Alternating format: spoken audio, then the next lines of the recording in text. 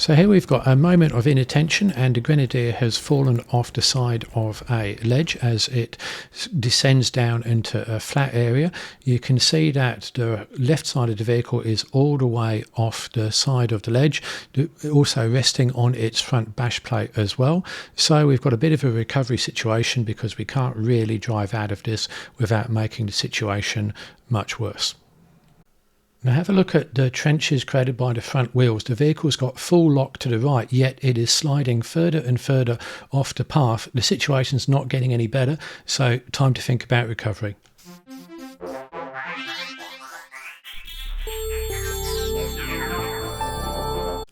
So we're going to start the recovery with digging out a trench for the front wheels in the direction where they're going to go, as you can see here on both sides, using the long-handled shovels the group has brought along, essential for sand as well.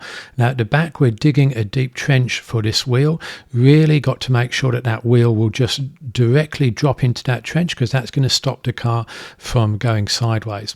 Now here we see a rake in action. You don't often see rakes, but they are actually incredibly useful for easily pulling away sand like that, which is what you often have to do in sand recoveries. The shovel is really good for digging. The rake is really good for moving sand, and in this case it's just getting sand away from the front of the vehicle so it can drive forwards and doesn't sort of understeer, plough straight forwards. It can actually move itself up, out and sideways and away. So rake's very, very useful. So here you see now that we've dug it, look at how far we've dug underneath that tyre. That's really important. Dug right underneath that one. Look at that trench there as well. That's going to stop the car moving sideways. So we've got a nice trench there. And at the back, look at that wheel's just going to drop straight down into a trench. And at the other wheel over here, we've dug out in front of it as well. So we have taken care of all four wheels, and now we put the recovery ramps in, jammed right underneath the tyre, both sides there, and still there's that little trench that we made.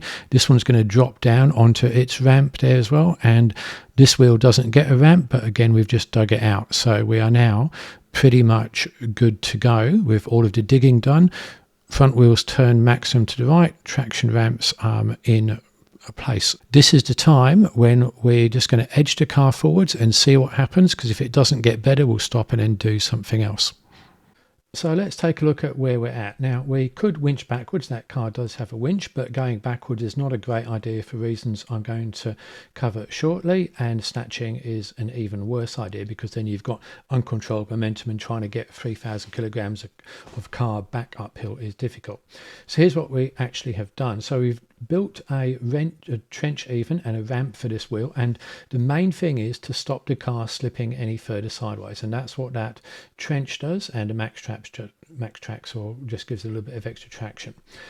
Same deal at the front here, but notice that the ramp is actually pointing in the direction we are going to go, and we've dug it out so that the wheel's got a bit of a trench as well, again just preventing the car sliding any further down that hill. Now, it's also important to remove the sand from the underbody, because we want to be able to drive the car forwards and we don't want any wheel spin.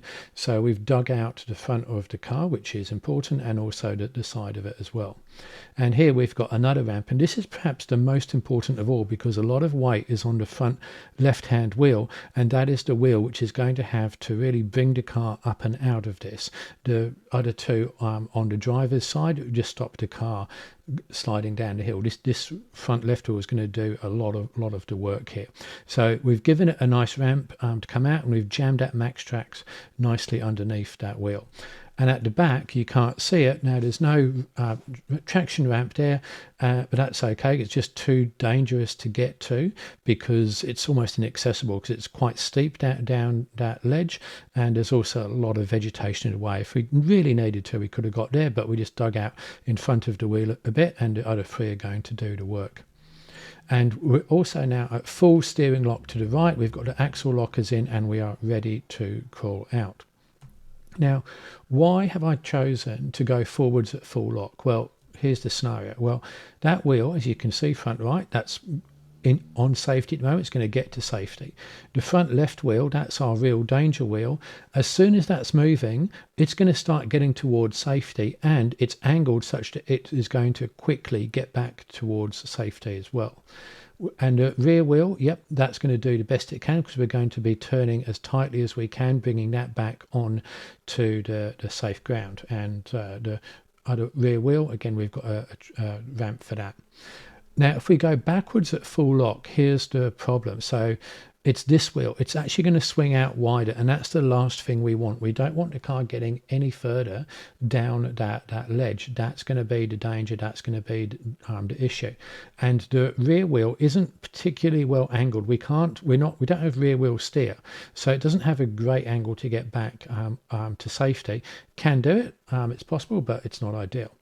So what about going straight back then? Because here we've got the front wheels getting further away from safety. Well, we could do that, and that would look like that. But then those wheels aren't really, the lower wheels aren't really getting back to safety particularly quickly, and it's going to take quite a bit of time for the car to do it. So you can see that by turning full right and going forwards, the lower wheels get to safety as quickly as possible, and we've got a great angle on the front wheels to bring them to safety. Here the rear wheels struggle and the front wheels are not safe to actually swing out wider, and going straight back there's no angle to help get onto flat ground. Now with all of the preparation done, first load, both lockers in, and we just edge the car forwards, and I'm looking to see if the situation is improving. It is. The car's coming up onto the ramps, up and out, really slow.